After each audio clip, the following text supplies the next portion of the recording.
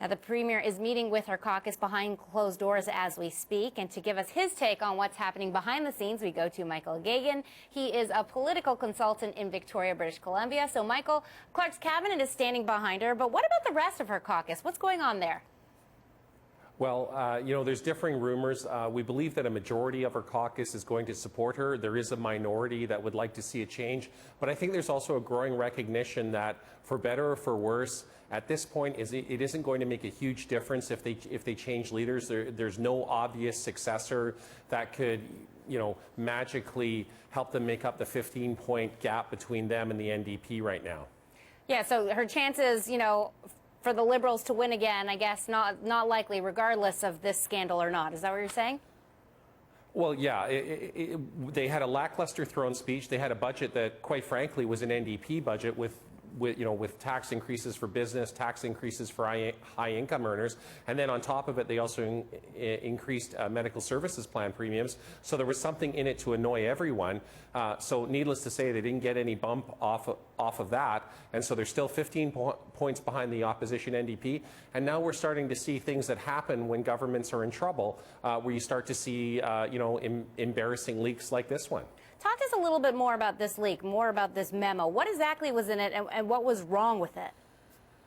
Well, first of all, it was the biggest problem is that you have the use of taxpayer-funded programs and services being used for partisan political ends, and that was problem number one. Problem number two was that the language that was used was rather crass, rather cynical, and as such was offensive in that regard. I mean, every political party that's smart, courts different groups, different interest groups, different ethnic groups, and what have you. Everyone does that because they want to win. But in this case, it was a very, very cynical document. And there's a sensitivity there because, the Indo-Canadian community, for example, is very, very active in British Columbia politics.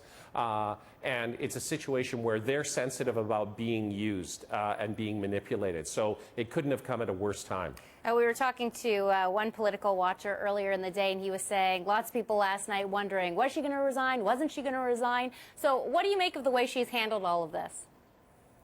Well, she's trying to make the best of a bad situation. Her cabinet, as you said, they met on Sunday. They came out 100% in support of her.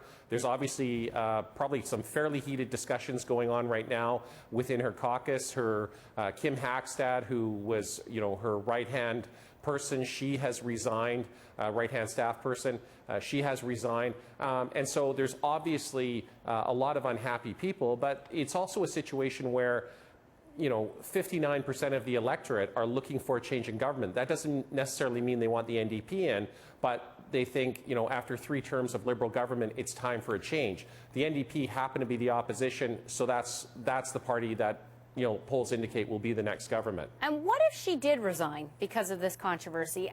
How would the party fare? I mean, who would take over?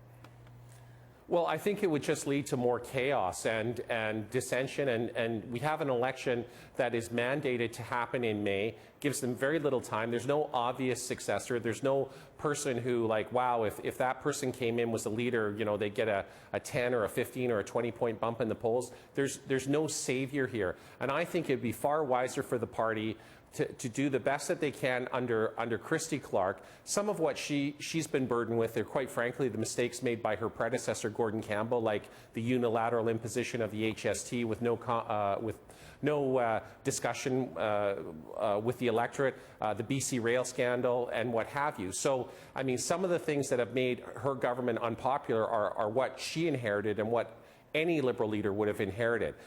So I think it's best that they stick with Christy Clark, take their lumps, and then after it, and if as likely they lose the next election, that's the time to rebuild. And I predict that at the end of that rebuilding process, that party will no longer be called the BC Liberals. They'll call it something else, because one of the problems they have is a majority of BC Liberals are in fact federal Conservatives. So they'll want to come up with a name that is perhaps neither Liberal nor Conservative. They'll call it the British Columbia Party or something like that.